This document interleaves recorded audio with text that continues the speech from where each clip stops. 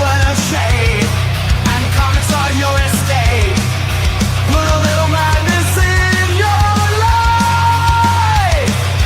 Come give your mind a cleanse. Tune in with pops and friends. Just turn on your Roku box and then put a little madness in your life. Put a little madness in your life. Yeah, yeah. Put a little madness in your life.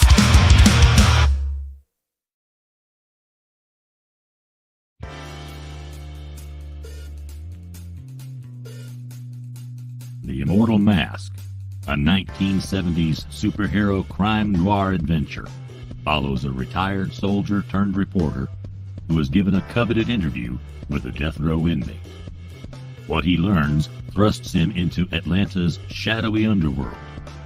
He'll have to use his military training to survive being hunted for possessing the information that could topple the city's most powerful ruling class. This is not a pre-order or a crowdfunding campaign. Get your books now at denali's.com.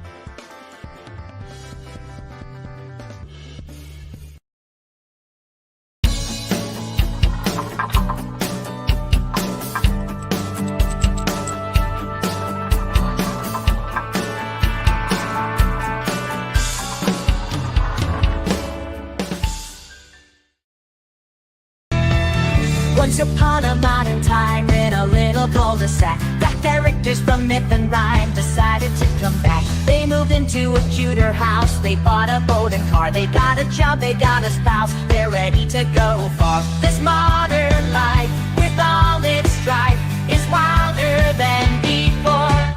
You won't forget the day you met the fables next door. You won't forget the day you met the fables next door.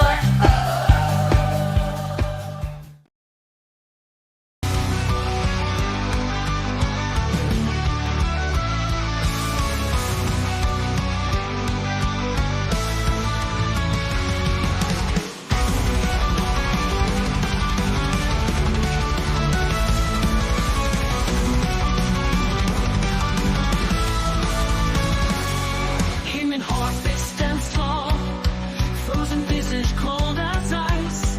With the evening star he flies through the storm's haunting cries. Archer of the frozen lands, king's own proud place within his hands. Succession, destiny calls. In the twilight he stands. Hear the horn sound so clear. Hear the war cry, no regrets. Every fight brings destiny nearer. A saga of sunsets. Saga of sunsets. Battlefields of frost and flame, in his sovereign's fire and pain.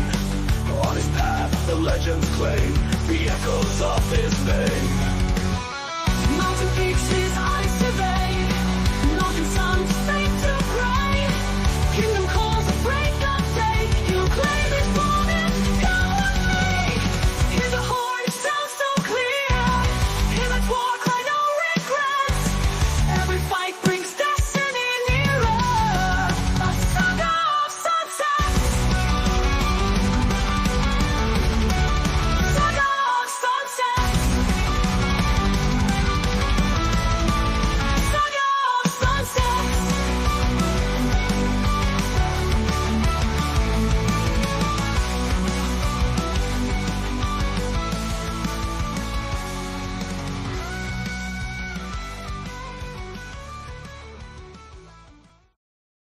sunsets. And that's the show for tonight. Everybody hit the link and go back a Saga of Suns. Well, no, okay, but we want to talk about it a little bit more. So let's bring to the stage Mr. A.C. Pritchard.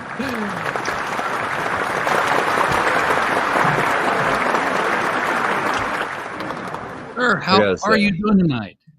Oh man, a lot better. That was quite something there.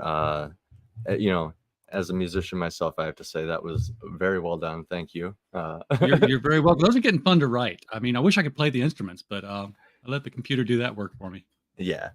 I mean, in this day and age, that's completely okay. Might have been a I think different so. story in like the 80s and 90s, you know. But You know, the 80s and 90s gave us people who couldn't sing, and we couldn't tell it because the auto tune took over. you're right. So Once, maybe the once, 70s would have more of a problem with it. yeah, They're I like, think "What are you so. doing with computers, man? You gotta drink beer in the It ain't garage." music if it doesn't come from the soul, man. Yeah, You gotta have calluses on your fingers. I'm like, have you yeah, seen me type? Come on. yeah. Calluses. But yeah, So glad to be here, man. This is same awesome. here. Been a long day, long Yeah, week, weird week. I mean, I'm off one day, I'm working the next. I'm off for a holiday, I'm working the next, and I'm like, I feel like it's been 3 weeks crammed into one this way. dude, I hear you. And on top of that, you got like daily upkeep at around the house. Like my lawn was a jungle after a whole bunch of rain that we got. Like it was a large amount, a larger than normal, and so it was like a jungle when I was trimming it. It took me like 9 hours, and now it's already back to like I can't even tell I mowed it. So it's yeah, Yeah, it a it little bit of all adds rain just to back up again. it all adds up, man. So, So so I'm looking at the campaign here, and I feel like I need to dust off my 20-sided die. yeah, Um, 'cause you'd be this right. is this has got a D&D feel all over it. What do we Well, got here? This has just started, folks. So get in on the yeah, ground. yeah, we're about just under a month in, and this is a you'd be right to assume the 20-sided die D&D thing because that's kind of partially where I get my background with like my storytelling inspiration. Uh, it all kind of like starts with, I got bad eyesight, so that pushes me more towards like video games and movies and stuff like tabletop. So the first time I picked up like a Lord of the Rings RPG book when I was in like middle school, I just went home. My brain was just firing. It was like it was activated, and the rest is history. I can't say that this is one of those campaigns that is directly taken from a camp like a tabletop game, but I can say that I do have a fond love for it and a background playing it. So, um, yeah, my world very much touches on all the D&D races, for example. Like I like to take the typical tropes that you find in fantasy, like the orcs, the lizard people, the goblins, the dragons, everything, and try to give it like a fresh coat of paint and ground it in realism. That's kind of my thing. I'm dancing with like fantasy and realism with my stories. So your main character, him and Horfist, for those who couldn't make out what those words were in the song, Yeah. is an orc, which is typically not your main character, certainly not the heroic character in an epic fantasy. Um, No, sir. No, sir. they're, And they're fodder. You're supposed to kill orcs. yeah, and even one further from a Tolkien-esque point of view, and even early D&D, pure evil typically, right? Like through and through. Like Exactly. you should feel no pain decapitating an orc. Um, just because like shout outs to Tolkien, they were once elves, right? But they've been like corrupted by magic and literal torture and suffering for so long that that's what they look like now. Um, and even further, do you know the etymology of orcs? The I original, I know nothing of orcs beyond Tolkien and D&D. a They lot. Oh they're man, it's ugly fun. creatures. They rode at night, and you ran from them if you couldn't kill them. So a lot of these, um, for lack of a better term, like pagan creatures that exist are essentially they all boil down to kind of the same idea, which is just different spirits. So like the orcs, I believe there's a place called Orkland. Um, It's I just south of LA. Yeah. there's probably several, yeah, yeah. And I think there's even one over in like around New Zealand and stuff. But I digress. Just from that name right there, you can tell how prevailing the idea of these creatures have been. But like they all kind of stem from like this idea of a spirit, like in a similar way that like a goblin is like an earth spirit, right? And like a dwarf is kind of just actually it's more of a pejorative modern term for these things that we've coined. But when you trace them all back to the source, it just seems like they're all like fairies that come out of the ground, that our ancestors have That was devised. something that Brandon Mull, there's a name I haven't heard in a while. played with in his Fablehaven series, um, where he said, that imps, evil little fairies, they were basically Yeah. fairies who, if you captured a fairy and you kept it in like a bell jar, like a butterfly, and you Yeah. didn't let it out at night so that it didn't go take cover from night, it would turn into an imp the next day and would just be this evil little mischievous creature. Oh, cool. See, so imps are right there. Imps would be like the natural opposite of a fairy, Yeah. kind of like an angel and a demon. And the fairy that he had in the jar, kid didn't know, and the fairy's like pounding for his life, said, "Let me out, let me out, let me out!" And like, Yeah. And when you think about it, that's probably like a traumatic experience. Like that fairy is emerging from that. Like, what if it didn't transform? Like the transformation that's visible is just it's just a broken creature at that point. It's become feral from captivity or whatever. Kind of dark, but yeah, that's kind of where my mind, sorry about the dog here. that's all That's right. kind of where my mind goes though. 1 second. Yeah, you take something like a fairy, and then I can't help but like just ground it in realism. It's the same with the orcs. Well, And everything. Fablehaven is fantastic for that. Not to take away from the story we're talking about right now, but Oh no. Fablehaven, it was written for young adults. I was in my 40s reading it. I just loved the hell out of the whole thing. It was just, it was your typical kids adventure like I used to read in the 70s and 80s. Brother and sister sent to live with grandma and grandpa for the summer, and grandpa was like, not keen on it, and grandma said, "Let him come." Grandpa was not keen on it because grandpa runs a farm for fairy characters.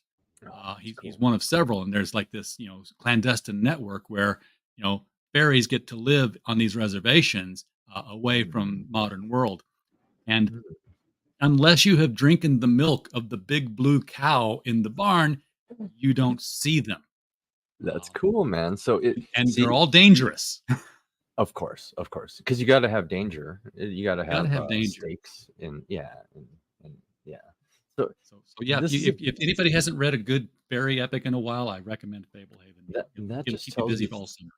I can't help but feel like that is just a very clever take on that's a very clever take on a portal fantasy if I've ever heard it, because like you're not exactly entering another world, and this is where the clever thing is, but you are as soon as your eyes open, so to speak, which Yeah, even and in and of modern. course there were rebel caretakers who said, you know what, the world needs to know these things exist. So you've got this battle going on between Yeah, uh, a the conflict, Sith and the Jedi of fairy caretakers. a Uh, war of the worlds, so to speak. Right. exactly. Yeah, Uh, yeah.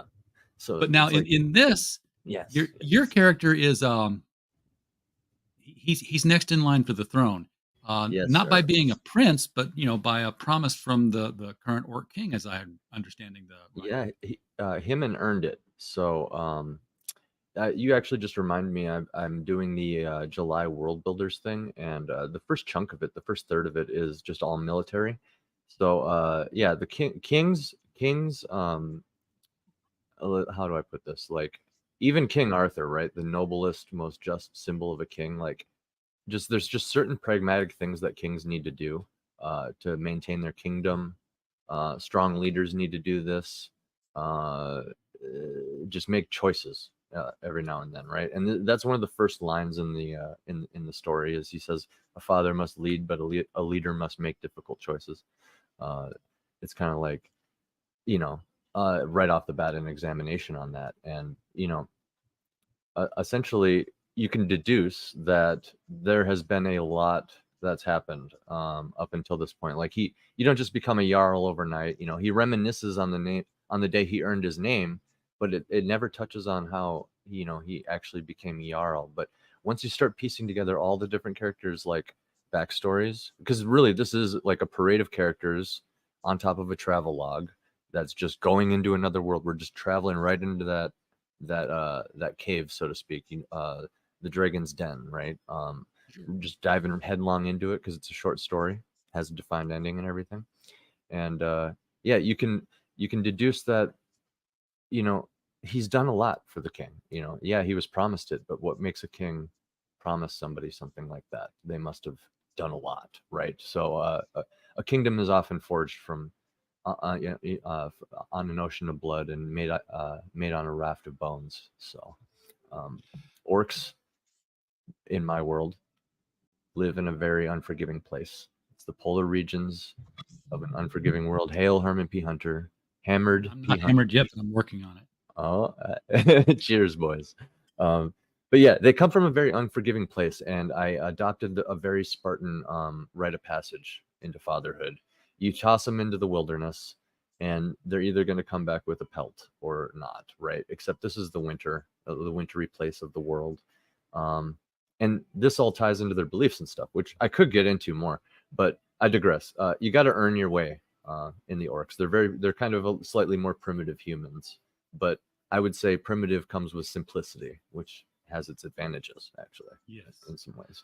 So you said this is a complete story, 72 pages. It's not issue one of an ongoing circle of time kind of thing.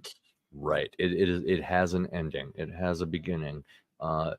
It's full of ice. It's full of icebergs, right? And I don't just mean the flying ship floating over Titanic enders on the endless water here. I mean, like this came right off of the back of me writing a full length, an epic length, I should say, because full length implies like 90 to 100,000 word novel. I'm talking like 150,000 word novel. Basically the backstory of my Sauron, essentially. That's in editing right now, coming soon. But I would love to do a graphic novel for that, but we're talking like at least like 4 150 page graphic novels for like an actual book, or but yeah, short story is perfect. It's like we could even be pushing the 100-page range here if I do a lot of splash pages, which Sure. I'm very much not in a hurry, which I don't know if you've checked the trailer out yet, or the viewers will see if we get to that in the show, but it's very much like it almost comes off like an audiobook advertisement, and it's because I adapted this from a short story, and I'm not in a hurry because the story will tell itself, right? And I think, correct me if I'm wrong, but I feel like that gives the art a little bit of room to breathe as well. I can give Luke Stone a little bit of a voice that way by not being in a hurry, if that makes sense. We have the pro and anti orc campaigns going at it in the chats here. Yeah. Person of Tusk. It's been a little the campaign's been a little controversial since Daniel P. Riley said orcs are gay on Iron Age Nights. So They are? I didn't know that. this is news to me. I thought they were incredibly masculine, heroic, sometimes evil. Depends on your portrayal of them. I mean, Plus, where do little baby orcs come from? I mean, what are they? Split? But yeah, I put this in all ages, but I would say parental guidance. It does have like dark themes, but I do want dads to be able to like read it with their sons. It's a story of fatherhood and ambition, but like when you tell stories of ambition, it often comes with darkness. I just heard a term the other day. I forgot what it's called, but it's essentially the idea of like, even and this works in the reverse too, but even in the darkest, bleakest moments, there's always beauty to be found somewhere. And even in the most beautiful, tranquil, peaceful moments, there's always darkness. It's kind of like, I just cannot help but have that. So, and like I said, my writing, I like to dance with realism a little bit. So it does get pretty wild by the end of the story. And I'm interested in how Luke is gonna draw that up, because I've had like, it's right there in the reviews. Out of all 3 of the short stories in my on my book on Amazon that this is adapted from, this one in particular, when I got feedback from it, people were like, "Damn, dude, that was pretty brutal." And I'm just like, "Huh? You didn't think like the lizard lady queen from story 1, essentially conquering an entire like metropolis, men, women, and children all, wasn't bad? Or how about like the bad guys from World War II stand-in from story number 2, who's trying to redeem himself, but we all know there's only one way to do that, and that's self-sacrifice. But there's some pretty brutal stuff in that too. Like, I mean, we're all familiar with some of the bad stuff that happened less than 100 years ago, but like, I'm talking people being lined up and rivers running dry, just from being clogged up with bodies and stuff. But no, they point to this one for some reason, and they're like, "That's pretty brutal, man." And Well, I don't know if it was they know the other one. They know the other story already. So it's that's like, true. Yeah, that's true. nothing This one comes. actually does have the most, I would say, creative license to it, because it came to mind from me imagining what happened. I don't know if you're familiar with the Kensington Runestone, the story of the Kensington Runestone. Are you familiar? I've not heard that one. Oh, okay. It's a runestone that was found in Minnesota, and it's Viking runes. I can look it up here, and share a picture really quick. But essentially, the Kensington runestone, and some people debate that this is a hoax or whatever, but hoax or not, the runes are deemed to be authentic and stuff like that, and it does tell a story. And essentially, the story is that some Vikings traveled all this way from the New World, essentially, which or Vinland, if I recall, is the translation, which we know is on the East Coast. So essentially, they say they come all the way up from they traveled up the inland sea, is the way they call how they called Great Lakes back then, inland seas, which is a great way to describe them, to be honest, because when you're in the middle of a Great Lake, it really is like the ocean. And essentially, here it is. Okay. And essentially, they came all the way to Minnesota. Oh, you found it. Okay, cool. Sorry, I was on another screen looking. They came to Minnesota on up the Great Lakes from the ocean, and made it this far. And the runestone translates and says that they essentially divided their party. They split the party. A bad idea right away, for those who got their D20s out earlier. In D&D, you never split the party. So they split the party deep in the heartland of wild Minnesota. And, I think they went hunting, or they left half the people to go fishing, or to fish and guard the boat, essentially, while they went hunting or foraging or something. They were doing something. But it says that they came back and they found them all, in their words, quote unquote, red with blood, and dead and red with blood. And they even say a prayer for him and stuff. It's a very interesting stone. You can see right here, man, look at those runes. That's beautiful. I went to the museum, and after leaving the museum, I had realistic long ships in my head, a pretty good understanding of them, in this rune stone. And I was just like, because I always tell myself, do you think they made it home? If it takes 20 to 40 dudes to pilot one of these longboats, and they made it all the way across the ocean and up the Great Lakes and this far, and then half of them are taken out, I don't think they made it home. So it just gave me this idea for a story. Dude, that means that somewhere along or under the Great Lakes, there's a Viking longship waiting to be discovered. For real, dude. I mean, I won't spoil anything from my story, the whereabouts of the longship, but yeah, maybe there is, man. And we don't explore entirely enough of the bottom of the watery areas. Send Nick Cage out after that thing. Yeah, for real. The third Yeah, man. American treasure movie. That'd be Hey, awesome. you know what? I have never seen Rocky Horror. I think I've seen it once, and it just didn't. It was on DVD, so it wasn't the same experience. It just Yeah. didn't stick with me. Yeah, I think I checked out Rocky Horror one time. I don't know if I watched all of it though. Yeah, I was like, I missed the allure of the whole thing, but I can sing the time warp and do it. But that was the Yeah. best part of it. So since I've got screen share up, let me share it back over to here. You mentioned the trailer. We're going to go ahead and give this a play so people can see, the full trailer for this project. This is, by the way, on Fund My Comic. The link is right below the video. Y'all should be clicking on it and throwing money at this thing. It's got 66 days to go, but why wait? Come on, Yeah. get Help this us thing get moving. Get to the Let's next take a- cover. Tensing the muscles in his hands, he remembered how he claimed his name. That winter so long ago now, where a band of rogue bulls had been pillaging every village between the mountains. Their rampage broke against me, however, he thought, and a blizzard rose up to protect me. The storm had raged for 3 days after the horde arrived. Hyman had gathered his brothers and cousins to strike first, though. When the stars came out, most of the horde slept. The storm had broken, and Hyman knew that was his chance.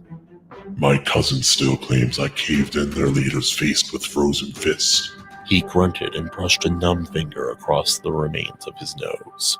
The cold claimed a nose, 4 toes, and nearly both hands that night. But I bought my name with it. How's it going, everybody? This is AC Pritchard, thanking you personally for making it this far into the video. I just wanted to say that I look forward to watching this project grow over time and giving you the best product that I can possibly give, for being so generous in your possible support. So thank you for your consideration, and have a nice day. Let's see where the road takes us. Cheers.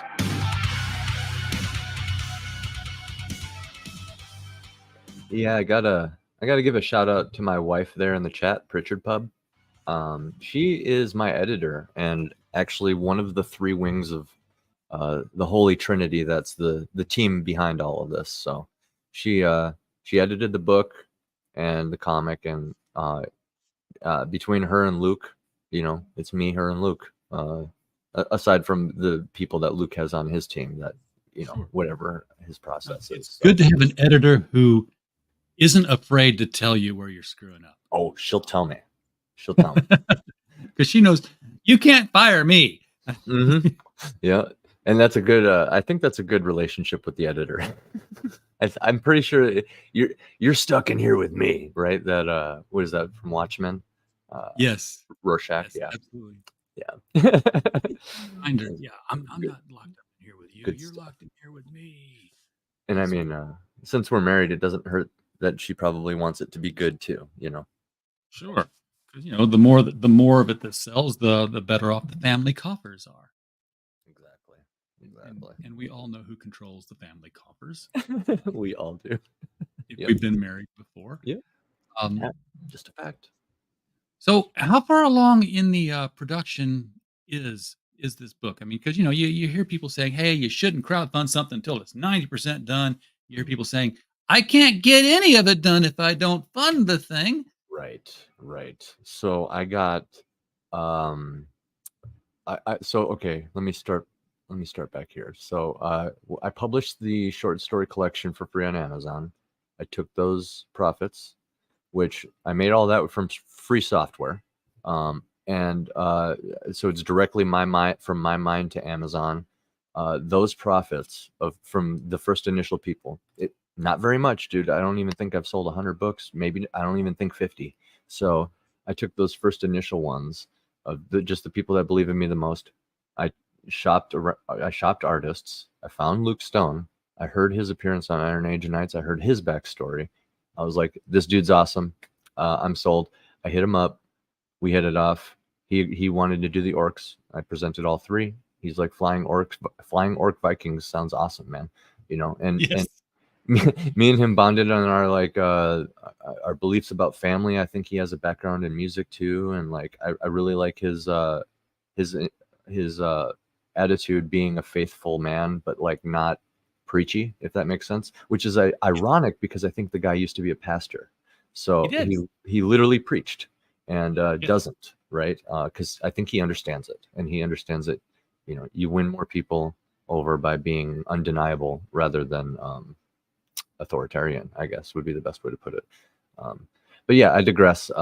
Found him, made the first couple pages, initiated that connection, right? And then from there, I was able to show like places like Anvil Magazine and actually start like kind of making a name for myself a little bit.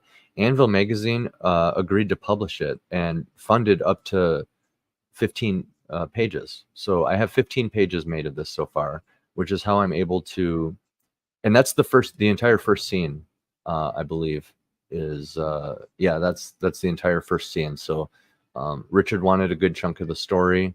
He was interested in it too. He liked what I was about with the pro family stuff, and like fresh take on orcs. Sorry about the dog. 1 second here. The wife's home. They'll stop in a second here, but that's why they're barking. They hear her car. But yeah, so we got the 15 pages done and published in Anvil, and which is a proof of concept. I have 4 available for free preview. I didn't want to like dump the whole Anvil preview, even though I'm pretty sure Richard would be cool with it. I still want to give value to the Anvil magazine and have a reason for people to go check that out. Because that is a quality magazine. I've it is. Had the honor of distributing some of those issues up for their international audience. It is an honor, really. Yeah. To be associated with them really in any way. I mean, even if I wasn't published by Anvil and I just was retweeting, I would still be happy to be just associated with them, because I mean they really are like a beacon for indies, and they're providing tools, you know, and opportunities. And they remind me a lot of what heavy metal used to be. Yeah. Thank you, lovely wife. Everybody say hi to Moonzilla Tarot. Catherine Pritchard, my wife. What's up, And there, I believe she's in the chat right here at one point. Yes. Look what I got, Booba. It's fruit punch. You got oh, he's gonna love that. You guys think my son will love this fruit punch thing? Probably. What kind of? Hang on, let me get this to big screen. Here. Bingo from Bluey. Oh, I want one now. He wants one now, he said. So yeah, anyway, so with the right attitude of trying to prop up the cream, so to speak, help the cream rise to the top, and also get these independent creators paid, Anvil directly helped me get a proof of concept, a chunky one too. It's like an entire issue of a comic, basically. I mean, an average 15 pages. Yeah, it's 5 shy, right? Some would argue 9. Some would argue 9 shy, right? But yeah, it's just shy of a full issue. And so, I mean, you could argue that the first issue is already out and I'm just trying to get the whole graphic novel, right? So the first initial chunk here, I got the cover C made, and I'm considering a guest artist, but I also kind of like the idea of just like Luke only, like this idea of just like me, my wife, and Luke, like a small inner core team. Just because I don't know. I mean, if there's a wild amount of course, I will look at some cool people for sure for like a guest. But yeah, I digress. So have you? He said, with ulterior motives. Have you found a publisher or a printer? A printer. I shopped around a little bit and got some estimates, but because I'm willing to pay for print and shipping out of pocket, if that's where this campaign dries up, I'd be willing to pay for that out of pocket. So I'm not too concerned on that. I have like over a decade of experience in music, so I'm pretty familiar with finding a decent printer, and I'm confident in some of the connections I have. I can find one. Because you have a connection with somebody who does print and ship. Yes. Oh, right in front of me, right? Yeah. Especially if you you want to take the thing into a retail market after the crowdfunder's done. Well, brother, I would actually I'd love to work with you, to be honest, because like I said, we're here for everybody. I've shopped around, and that's about it, because I just needed my quotes together. I needed to see if this was doable. I have my initial goal and then the total. It's the goal on this is so high because I just transparently put the total goal on there, and lower down I break it all apart and explain, at what amount the graphic novel's finished and all that. So yeah, so it is a $13,000 goal, and with 66 days ago, this is a what kind of campaign is this? This is a raise mode. So this is not a keep it all. This is a raise mode, which I believe means if you don't get 13,000, it all reverts back, right? I thought it was keep it all, because Luke actually suggested I do that. So if it's on raise mode, something may have gotten mixed up. But one of the things is it got a black square, one doesn't. I don't know which one means on or off. I know the raise mode look. You got me questioning myself here, because essentially the plan here was to keep it all, and then if it doesn't fund, I would hop on another platform and then go for round 2. There's several platforms now. I know some people literally will not order from like even this one, because for those of you that don't know, Fund My Comic is just as big of a deal as like Anvil Magazine, if not bigger. It's the Anvil Magazine of comics, if that makes sense. Anvil is like a jack of all trades. This is right here for comic creators, and I mean, honestly, you could probably do other sorts of Kickstarters on here too. But And he has, and yeah, in fact, I think he's got another funder being built, which is going to be even more all inclusive for yeah, different kinds of products. So yeah. But there is the undeniable thing, you know, some people won't use some, you know, there's some out there that just won't use this because they're on their other thing and refuse to switch or whatever the reason is, you know, and others refuse to use other ones because of like other reasons, like I don't know, like political censorship, stuff like that. yeah, I mean, you have one system in place long enough, it becomes a religion. Yeah. And that's, you know, I'm a Kickstarter-tarian. I will only order from Kickstarter. I'm an that, Indiegogo cost. that just reminds me of this term cinephile. Cinephile. Have you heard that term recently? Yeah. Cinephile, yeah, the movie lovers. You're supposed to be a movie lover, yeah. But I think the term is becoming politicized, unfortunately. It's like you're a cinephile, if you will. I mean, I could be wrong here. This is just this is just conjecture here. But yeah, cinephile, essentially the modern term would be like you don't overjudge movies. So essentially you'll just you'll enjoy all the Disney stuff. No. No matter That's what. just being, Yeah. that's Naive. Yeah. there's a difference between being judgmental and just accepting anything. Yeah, I Um, know. So I'm a bit of a cinephile myself, but I spell Me it with an too. S. Yeah. I was a movie reviewer. I had a column for my local newspaper and everything. Yeah, I You'll got in no- this business. Right. And you'll notice the campaign page is kind of laid out like a magazine. That's because I can't help it. Like that's my background. It's a little journalisty because it's kind of where I started back in high school, you know. So I mean, Well, you got some great Luke Stone art here. I mean, it's all consistent look. The orcs all look unique. yeah. Yeah. So, you know, they're not, you don't have a million similar looking orcs and one with a scar, so you can tell him out in the battle when he, you know. Yeah, he nailed it. Like there's several scenes where they're arguing or they're partying, or there's a lot of group scenes, you know, or like you know, I see it very cinematically in my head.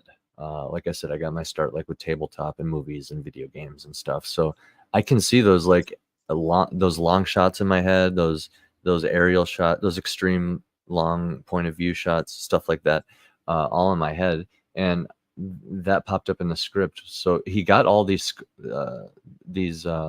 shots with scale that he got to do, and I don't know, he really knocked it out of the park, just giving everybody their own face and identity and stuff like that. I was just So how many, roughly, not an exact count, but how many orc identities do we have here as far as major players and their personalities being different and all that? I know we know him and we know the king. oh, I will list them all off for you right here, right now, buddy. I got many of the major characters listed under the cards on the rewards, but I can pull up a list here. So essentially, you got the Jarl, the protagonist. That's whose perspective it's from, which I've come to realize is just a very orky, like a very icy orky Batman, if you want to view him that way. Which once I had that realization, I was okay with it, because at first I was like, I don't really know any other characters that like brood as much as I've made this guy kind of like brooding, you know. And then I made the connection. He's like Batman, right? So He's the Lord Byron of orcs. yeah. And then you got the king, who's kind of the foil, right, to that. He's the opposite. And I mean, you can see from like the coloring and stuff, like everything in this is really intentional. Like the colors are so vibrant because I'm talking about them so much in the script. I'm saying this needs to stand out. You know, this person is wearing, like right here, that orc right there with his arm up. Yeah. That's Red Raken's bastard. Is Red Raken's bastard Sangyu is his full name. Everybody just calls him the bastard. He's Red Raken's bastard. That's his name, Red Raken's bastard. So like, and I kind of had that come out in the personality too. Like he's used to just being referred to that as his whole life. You know, he only has a few lines in the story, but I feel like you get a lot out. Like he wears a blue, a wolf pelt right there, dyed blue, and he wears that because his dad is Red Raken. You know, he's like kind of the rebellious child. You know, and I like his arc. There's actually a really, I get choked up at one particular point in the story every time I listen to it on the audiobook. I don't know if it's because the part actually disturbed my voice actor and he just got that emotion in there or what, but like, yeah, by the end of it, he regrets being the rebellious child, I'll say. But yeah, you can see he doesn't look very childlike. Like he's very orky, like any other of them. But I give each of them a personality like that. And this is where your fans begin orc shipping, because all the unique personalities are going to have favorites. And you're like, oh, these two should become best buddies. Oh yeah, and I mean it probably doesn't help the way I describe everything too. Everything is super heavy and like almost biblical. And I mean, even in some of the details of the scenes, they can come off as sexual, even like, and I don't even try to do that. There's not any sort of sexuality, by the way, in the stories either. I just don't feel that like that's super important, even though I do acknowledge that, you know, the breeding habits of goblins is probably a realistic thing to keep track of for somebody who acknowledges realism so much, like me. It's only important if it's important to the story. Yeah. I mean, I had, somebody once tell me that, if there's a lovemaking scene in a story, first of all, you'll never get more of a raw glimpse into who someone is than when two people are making love. Right. At the same time, if you're doing it because you don't have your R rating backed up yet and you've got to get it in there, you're not getting that character revelation. You're just, filling up some time and showing off boobies. Yeah, essentially. Who wants to see orc boobies? Come on. There's somebody out there. I know. There's a rule 36 out there for this, I'm sure. It'll happen. It'll happen. And don't get me wrong, you got orc muscle mamas too, because Valkyries are a thing. Vikings did not scoff at women. Who do you think is protecting the longhouse and the children when the men are off raiding, right? So you got some orc muscle mamas in there. I had to get that in there. And as far as like the final party in the last stretch of the story is concerned, yeah, one of them is there too. So I do care about representation. You know, you got orcs with green skin, you got orcs with more gray, purple skin. They're all there. You got the human, the token human is in there. There's a token human. Is his name token? Shout outs to Hond, which but fun fact is it derived from Norse and translates to hound or dog. So he's a slave. The dog. Okay. Yeah, he's like the dog that they kick around. He's their thrall. And that's how you can get I mean, it's dark. It sucks to get representation in certain contexts like that. But that's where a lot of modern Hollywood, I think, goes wrong. They're afraid. I'm being honest. These are my ancestors, right? Not only am I putting my ancestors in the context of a historically evil race of creatures, right? This isn't even self-flagellating, because look at this art. It's gorgeous. It's heroic. This is a legend in my world. You could say I do romanticize them. You definitely could say that. But these are also the Luke Stone version of them. So like my orcs are like this, and this is derived from my descriptions, but this is the Luke Stone take of them. Mine are actually, even like in the book, I would say, in the source material, even more savage, for lack of a better term. Like I said, more primitive humans. But because this is a legend and romanticized in and of itself, it lends itself to it. And plus, I just really love Luke Stone's art. And I can tell when a guy's having fun with it. So, oh yeah. And you couldn't get a better or more committed artist than Luke. no. And he didn't pay me to say that at all. No. So let's take a look at the rewards here before we close out. Mhm. This is the print cover edition. This is cover A. So there's gonna be some variant covers going on here. Yep. Uh, 3 Again, covers. it's 3/4 of a century of pages here. Yeah, this is a placeholder mock-up for it, but because it is going to be a thicker graphic novel, I wanted to represent that in the even the mock-up. You know, I just didn't want it to seem, because it having over 72 pages, it's going to be 72 minimum. I could get it done in 72 is my point, but there's room for plenty of splash pages and fewer panels and stuff like that. So yeah, we're talking it could get in the hundreds if we wanted it to. And I understand, Big you know, battle scene. yeah. I understand like an average one is like 24 to 40 pages. So I just wanted to convey it will be thicker. That's one of the selling points. All So, right. Then cover B is the black and white manga edition. Now, hang on a sec. What do you mean manga edition? It's the same artist, right? So yes. There will be a manga cover and it will be in black and white, which I can. It's on the landing page here towards the bottom is cover C towards the bottom of the. it should be campaign. looking down here at the. You'll see it pop up. It's pretty obvious. It's the only inks on the page. It's the right here. So you can see Luke Stone's style. Even though it's very American, it actually does lend itself to like a little bit of anime. I think Luke watched a little bit of Dragon Ball Z in his day, which I can get behind. You know what I mean? Who hasn't, right? That was the American anime in a sense. Sold to My the American anime was Speed Racer. But Speed Racer all day, dude. What'd you think of the movie? I liked it. I mean, you know, it was Carfu is what it was. Yeah, it was oddly good. I thought it was for modern, not perfect. It's flawed like most. Yeah. But It wasn't a straight up race car driver movie. I mean, the things they were doing with the scene transitions, but it was the cartoon come to life. So the color too, was- the crazy amount of color. color, the color. Yeah, John- it was like John neons. Goodman's Pops. Yeah.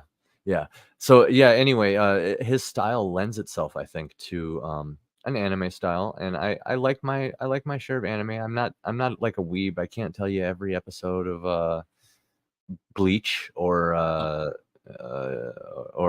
Berserk, and I'm not current on One Piece, you know, but I can tell you what a lot of people probably love about it, and it's the same things I love about it. And I tried to convey that in that reward. You know, it's going to be very manga like the black and white. Luke Stone's art kind of looks like it already, and it's going to be undersized paperback. And don't worry, it won't be backwards. I'm not going to do it backwards. That Not totally manga. not totally That's manga. Yeah. So I call it manga so people can kind of like get kind of an idea, but I have a feeling I may have made a mistake there because a lot of people have that same reaction that you just had, like, like, what does that mean? You know, and maybe I should just say undersized black and white. Yeah. That's probably convey it better. So you're gonna cut it down to like a 5x8 version. Yeah, and you'll have your standard, which will be in paper and hard, and then the undersize a little bit more, just like a pocket size. And I'll even, if it comes down to it, and this involves the shopping around. But you said you print, right? So yeah, you probably have a better idea of like a good undersize, you know, where it's like noticeably smaller, a nice unique product that somebody can hold. Like We'll talk. we will, yeah. I'll show you fan. examples. I'm a fan of when people make it look like a Bible. Have you seen that version of books? You mean like dual columns of text? Well, Or maybe actually. No, I don't think there's actually dual columns of text, but just like the book itself has like it's like it feels like off leather. It's like a tiny book. It's like a tiny book, and the paper is just like it's so thin. Yeah. It's like I've seen. I don't do those. That's a specialty printer. Yeah. If I could ever get to, that's kind of like a goal. I think one day that would be cool because I do have a book that's like that, and I'm just like, wow, I didn't realize how aesthetically pleasing this is, and I understand why all Bibles are like this because it just feels precious, you know. Yeah. Well, can you imagine the Bible if it was printed on 70-pound paper? Come on, you'd be like, let's take this to church with us. Yeah, and it's like a magazine the whole time. Yes. Yeah, that'd be kind of awesome, actually. I'm not gonna lie. Uh, but yeah, So you got multiple tiers here. You got the I'm trying to scroll back up here to the ones with the goodies. You got your digital deluxe editions, hmm and then if you want tchotchkes, you've got your okay. Now this is the oversized Color Pop edition. yes. What do you mean by oversized edition here? So like the opposite of the manga edition. So it'll be like a noticeably larger one. So you can just get a nice, better look at the art. Hardcover only, limited print. I probably will only do like 50 or 100 of these. Another placeholder cover here on the front to show you what I mean by color pop. It's just going to be like black and white. I will go in with the inks and personally highlight key things. Like I said, I was very intentional in the script about colors, about the way things look, about like, he needs to be wearing this kind of thing. And I'll highlight all that in the Color Pop edition. I'll literally highlight all the symbolism, all the important stuff, because I'm telling you, that'll tell a whole. It's like a second story, Yeah. beneath the story or The over it. the fact that it's hardcover has me breathing a sigh of relief for you. Oh, Because, yeah. I've done some oversized paperbacks where Ooh. the cover was slightly bigger than the interior pages. Mhm. Let me tell you, those things don't ship. Oh boy. You will never get a mint condition one of those because the corners they'll bend down over the pages. The leverage is just such that a stiff cardboard oversized cover that hangs out. Mm. They're No, terrible. hardcover only. No, I want this. This is the one that I want to be like this is the collector's, like, it's me and Luke Stone, right? Luke Stone's inks, me going in and personally touching it up with the color. We both sign it. Luke agreed to personally drive halfway across the country and meet up with me to sign everything. And Sweet. I mean, But he you're might. in Minnesota and he's in Indiana. You could both meet halfway and just come here. Are you in around Northwest Chicago? Arkansas. Oh, Northwest. Oh, all right. Yeah, let's let's meet up at the Shoot, HQ. OrcCon. Yeah, works together strong, right? Yes. But he might end up eating crow if this is wildly successful. Knock on wood, hopefully, But just showing up with a truckload, I don't know. Yeah. Yeah. Well, you got your bookmark, your scenery magnets, and then the combo pack. This is the King edition. Yeah, I try to give them all a name. Yeah. So this is more stuff, and you're getting more. your biography cards in this one. Yes, and I'm going to try to foil those. Like I said, I got some quotes, and I have some experience, but I want to cross bridges when I come to them and plan as best I can ahead of time with what I know, and I'm just kind of getting started here. So, and I'm learning a lot. Just kind of focusing on my campaign parade, so to speak. Yeah. Yeah. And then with your Dragon edition, you've got tarot cards added to it, and you've got the source material added to it, Archai, Oh yeah. being the name of the world. hmm I will. So I will order author copies, sign them, and ship them out to you personally. You got it. Yeah. And then your bundles. If you're a retailer and you want to get these in your store, Mhm. get multiples and get them at a discount that way. hmm Yep. Right, I'm going to do the one now. I'm going to do the embarrassing thing now. This always kills me. I'm going to reload the page, see what if anything has changed. And again, it's another situation where I did not help you at all, AC. It's okay. Just the content being up and the association, like we've connected now. We've met. Just knowing that you're a printer, I actually didn't know that before going. Well, into we this. didn't used to be. We used to be just a distributor, and people were like, "Do you publish or do you print?" I'm like, "Now we do." And we're retail distributor, so our books are in Amazon, Walmart, Barnes and Noble, Books a Million. Okay. We Cool, man. are fully Yeah, loaded. Let's talk, man, for sure. We will do that. In fact, we will do that in about 3 minutes, guys, because we're going to close up shop here. AC, it's been great having you on. Yeah, it's been We appreciate the chance to look at your stuff. I said look at your show. Yeah. my show.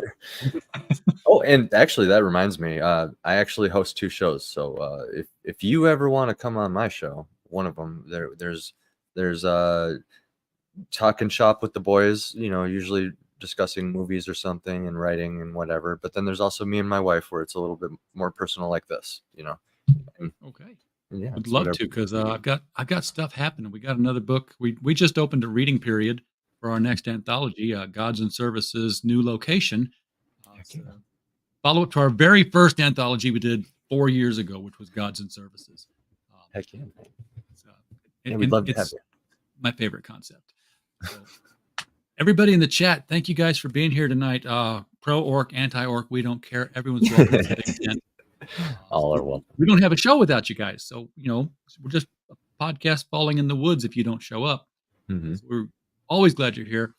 And of course, while you were here, we just hope you had a blast. Click the link below, fund my comic, A Saga of Sunsets.